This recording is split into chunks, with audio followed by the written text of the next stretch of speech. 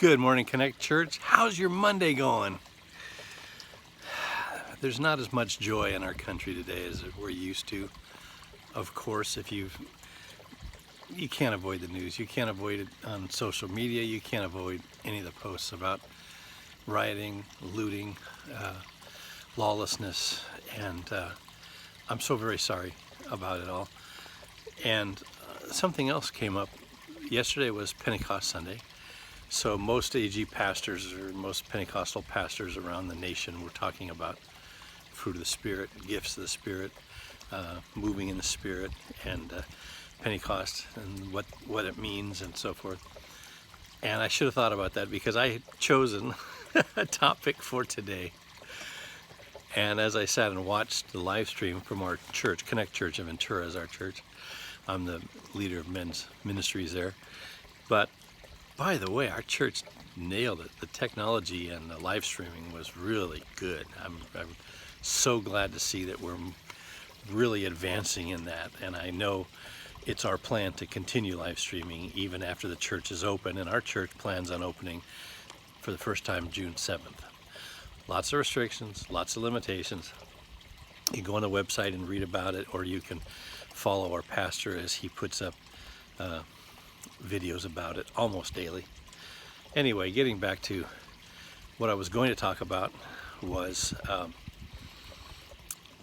Pentecost and moving in the Spirit and baptism in the Holy Spirit and so forth.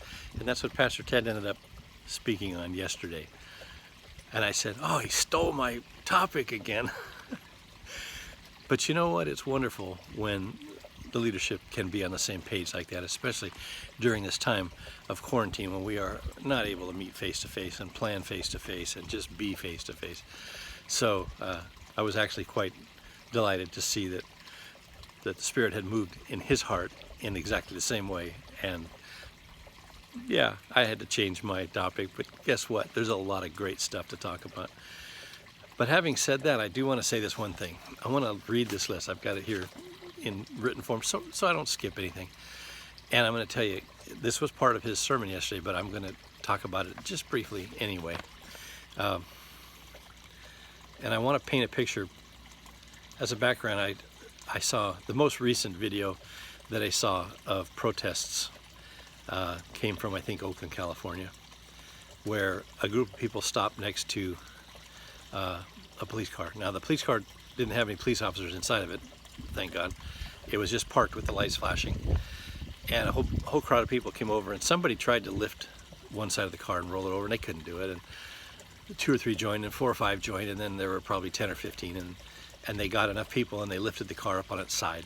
And then someone took a skateboard, and they swung at the back window, and they stove it in. They just shattered the back window, and then they hit the windshield. I don't remember if they broke it or not, but by that time, I guess police were coming because they ran away. So here's this perfectly good car that was paid for from your tax-paying dollars and my tax-paying dollars, and it's probably going to be needed to protect a life tomorrow, and it's not going to be available. And anger began to rise up inside of me, and I had to stop myself, because here's a list of the fruit of the Spirit that I would like to see these people abiding by. Very easy to say, isn't it? Because if we start getting angry and condemning, then we're not living by that list either. So I don't know what to say other than, if there was ever a time that we needed to pray for our nation, it's now. COVID-19, distrust of leadership, people who are angry and attacking our leaders. Some very good people are having very bad things said about them that can't even be backed up, but they still get amplified in the media and so forth, and on social media, and unfortunately sometimes even by you and I. So I want to read this list, and I want you to imagine that you're seeing something going on that's distasteful, or that's illegal, or that's got you upset. And I want you to imagine God is asking you to respond with this list. This is from Galatians chapter 5, starts around verse 22, verse 23. fruit of the Spirit is love, joy, peace, patience, which is also translated long-suffering or forbearance in other versions of the Bible, kindness, goodness, faithfulness, gentleness, self-control. Against these there is no law. I'm not happy with some of my fellow citizens right now. Some of them are guilty of doing things they shouldn't have done. And yet if I don't respond with love, joy, peace, patience, kindness, goodness, faithfulness, gentleness, and self-control, then I am no different. So Lord, forgive us. I pray that you would hear from heaven and would heal our land. Thank you. Have a great Monday. I ran short. I'm just over 5 minutes today, so I usually go between 8 and 10 minutes. Would you invest that remaining 5 minutes in prayer for our nation? Thank you. You know I love you. God bless you.